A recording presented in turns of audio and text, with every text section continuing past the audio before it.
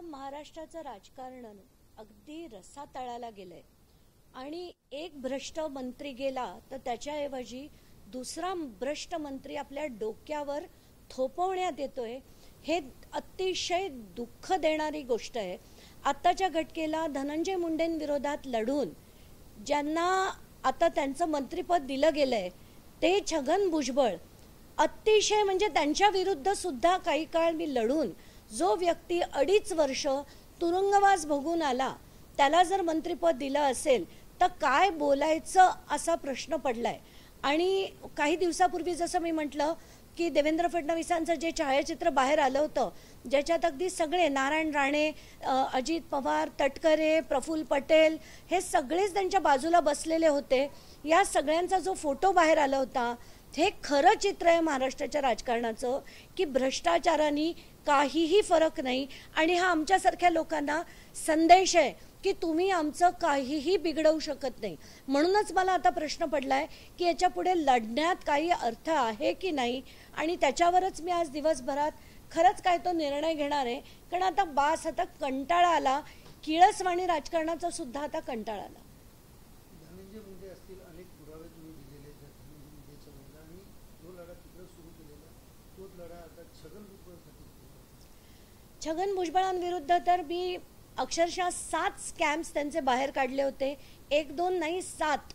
असं असताना सुद्धा म्हणजे त्यांच्यावर 2.5 वर्ष ते तुरुंगात गेल्यानंतर बाहेर आले. त्यांच्यावर त्यांनी महाराष्ट्र सदनची जी केस होती ती त्यांनी त्याच्या डिस्चार्ज पिटिशन घेतलं. त्याचं रिव्हिजन मी हायकोर्टात टाकलं.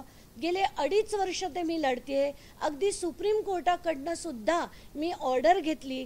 असं असून सुद्धा जर अशा व्यक्तीला फडणवीसांनी परत जर मंत्री म्हणून घेतलं त्यांच्या मंत्रिमंडळात तर काय बोलायचं या राजकारण्यांना. काय नाईलाज आहेत. यांना चांगली माणसं मिळत नाहीत का? का यांना भ्रष्टाचारी माणसं लागतात? असे असंख्य प्रश्न माझ्या डोक्यात आहेत आणि मला खरंच कळत नाही की हे कसं याच्या पुढे आता लढायचं आणि खरंच लढण्यात काही अर्थ आहे का आणि ह्याला लोकशाही आपण म्हणू तरी शकतो का?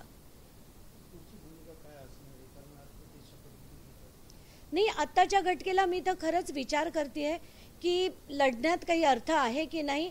पण माझं जे त्यांच्या विरोधातलं रिव्हिजन पिटिशन हायकोर्टात पेंडिंग आहे तिथे मात्र मी नक्कीच आता मूव्ह करून सांगणार आहे की अशा व्यक्तीला जर हे मंत्रिपद आता दिलं असेल तर पुढे काय.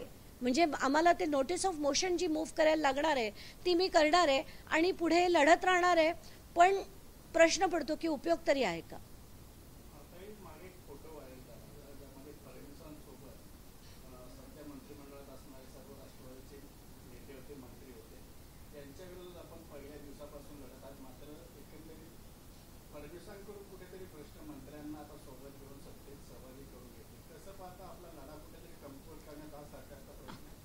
जे जे गाजलेले स्कॅम्स होते, मग तो सिंचन घोटाळा असो, आदर्श घोटाळा असो किंवा हा घोटाळा महाराष्ट्र सदन घोटाळा असो, हे गाजलेल्या स्कॅमच्या जे जे आरोपी होते त्या लोकांना घेऊन म्हणजे अशोक चव्हाण, तटकरे, अजित पवार, प्रफुल्ल पटेल, भुजबळ, नारायण राणे ज्यांच्यावर ईडीने 300 कोटीचा घोटाळा केला असं जे PMLAची केस होती, अशा सगळ्या लोकांना आणि त्यांच्यामध्ये बसलेले देवेंद्र फडणवीस असं जेव्हा चित्र बघितलं ना तेव्हा असं वाटतं की आपण ह्याच देवेंद्र फडणवीसांना 2011 मध्ये ओळखत होतो का असा प्रश्न पडलाय मला. आणि का त्यांचा काय नाईलाज आहे की अशा सगळ्या लोकांना त्यांनी घेऊन राजकारण करावं का ते सुद्धा आता तसेच झालेत असे प्रश्न माझ्या डोक्यात पडलेत. आणि जसं मी मागे देवेंद्र फडणवीसांना मेसेज लिहिला होता की by taking these people you are doing major disservice to the country. आणि जसं आपण आता म्हणतो ना की तिथे सीमेवर दहशतवाद चालू आहे, हा भ्रष्टाचार सुद्धा एक दहशतवाद आहे आणि भाजप तो सर्रासपणे चालू देतोय. याची मला खरंच खूप दुःख, खंत आणि राग आहे.